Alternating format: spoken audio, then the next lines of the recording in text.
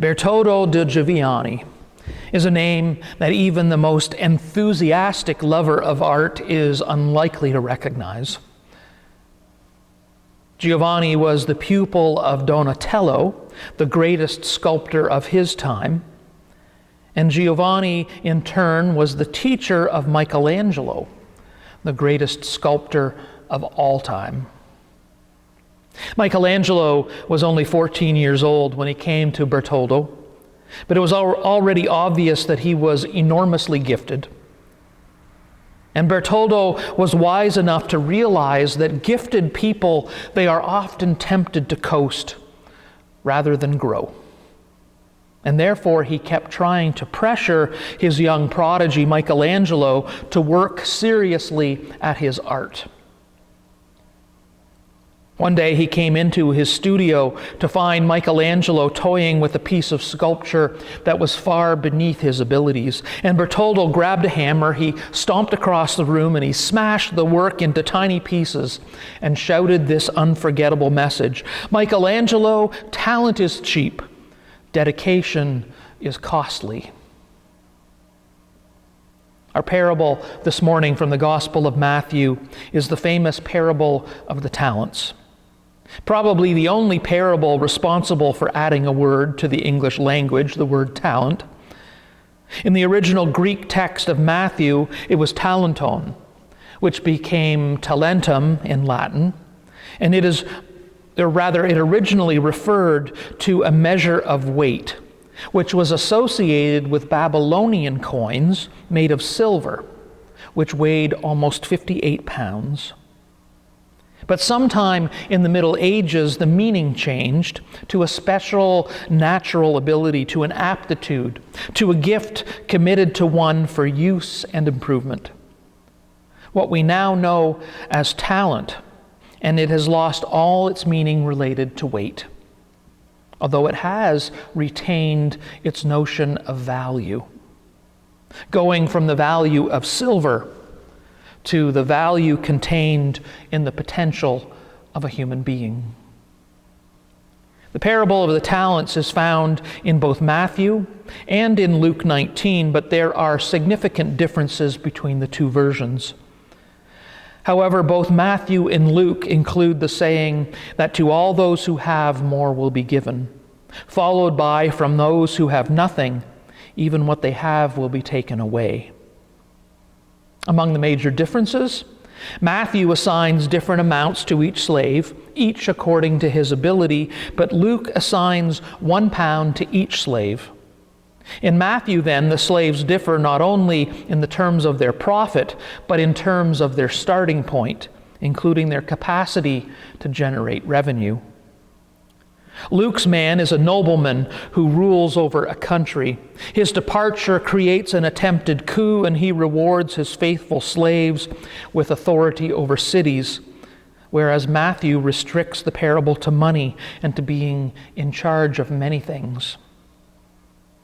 Matthew mentions talents, which is far greater wealth than Luke's pounds.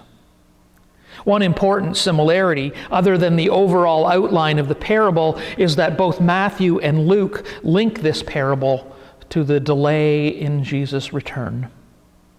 In other words, both Gospels tell this parable as a lesson around what we are required to do while we are waiting for the return of Christ. Sound familiar? It should, if you were here last week, because what we talked about last week was about what to do in the meantime, what to do while we wait. Last week's parable about the 10 bridesmaids, the 5 wise ones who brought extra oil for their lamps, and the 5 foolish ones who ran out. Last week's parable taught us that our time spent waiting is not to be wasted. It matters a great deal how we prepare ourselves while we wait for Jesus to come again.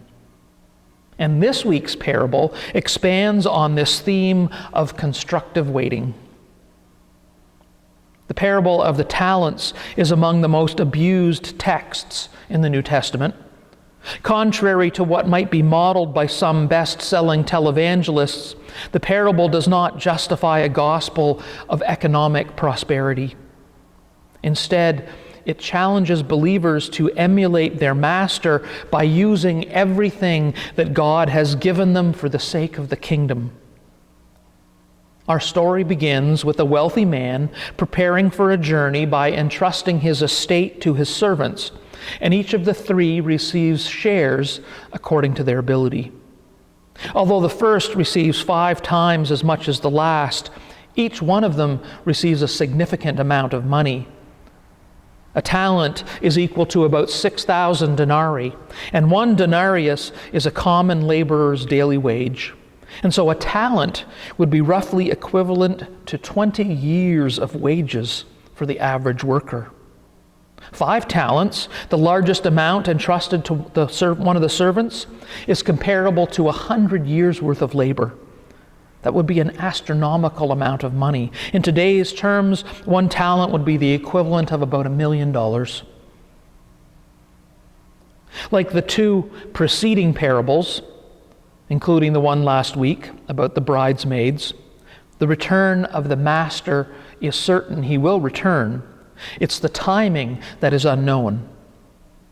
And after a long absence, the master returns and discovers what each servant has done with his property.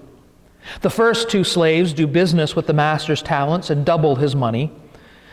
Although the first slave earned more than the second, each one has done remarkably well with what he has been given. They have performed according to their potential.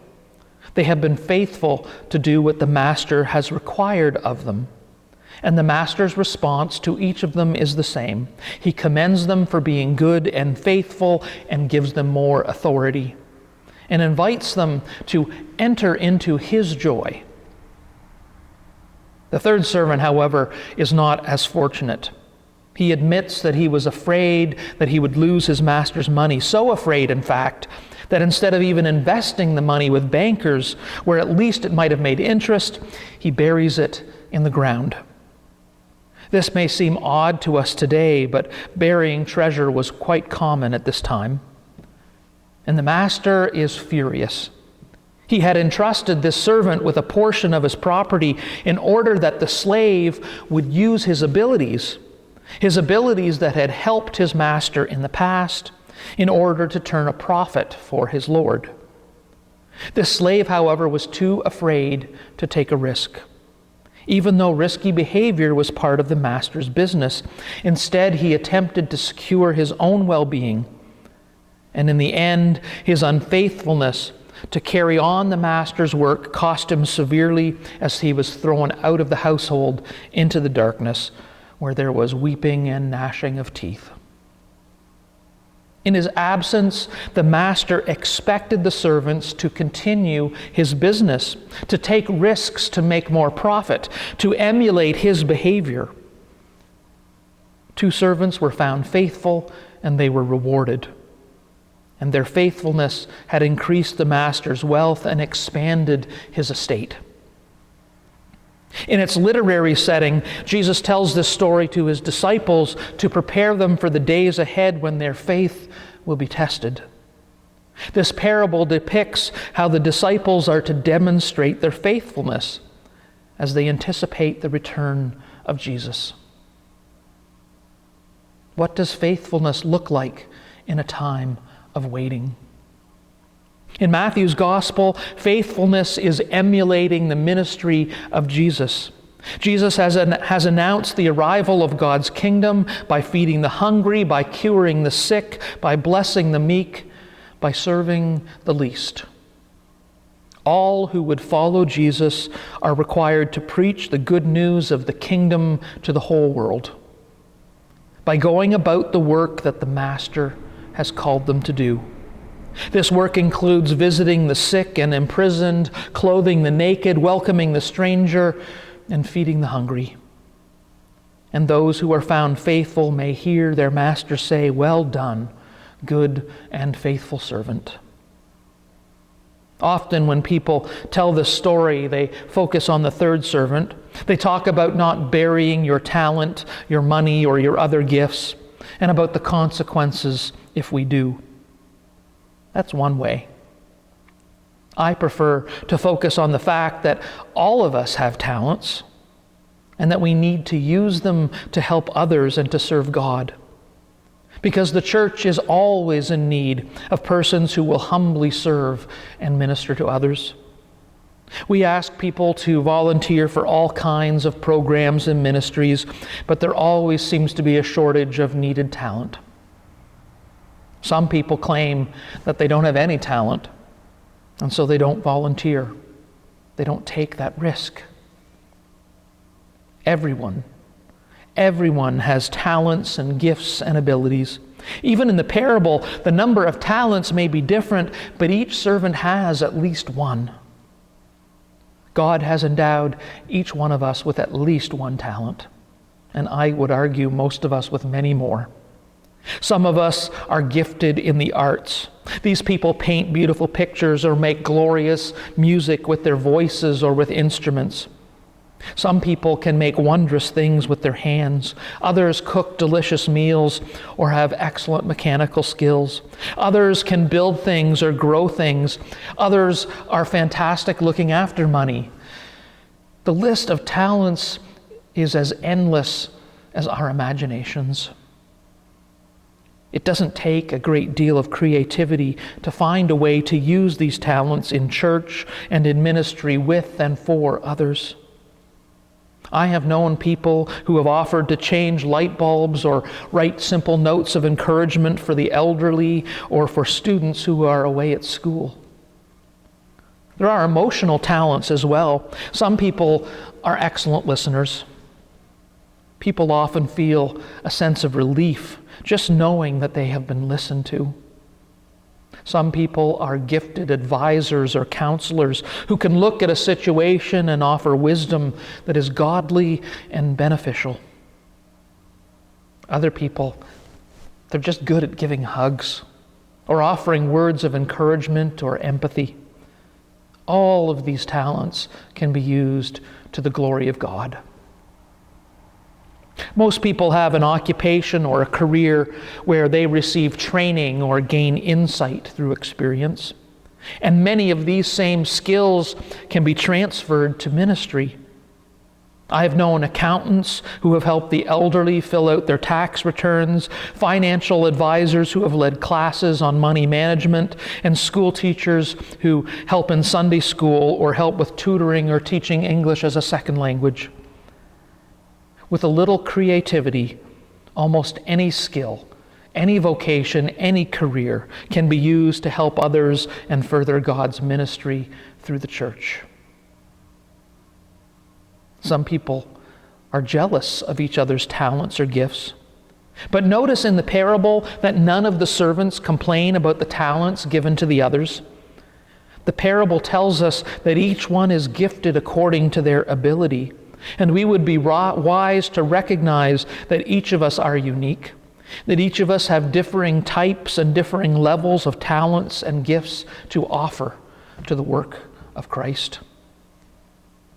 We can always find someone who can do something better than we can.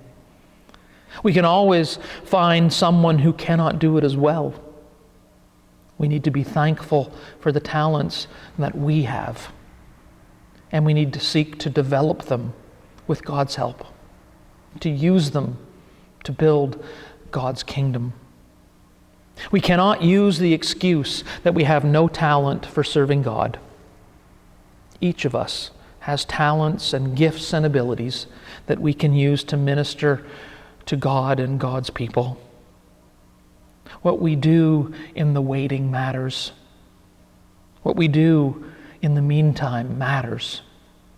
It matters to the world, and it matters to God. Amen. Our hymn, 663, God whose giving knows no ending.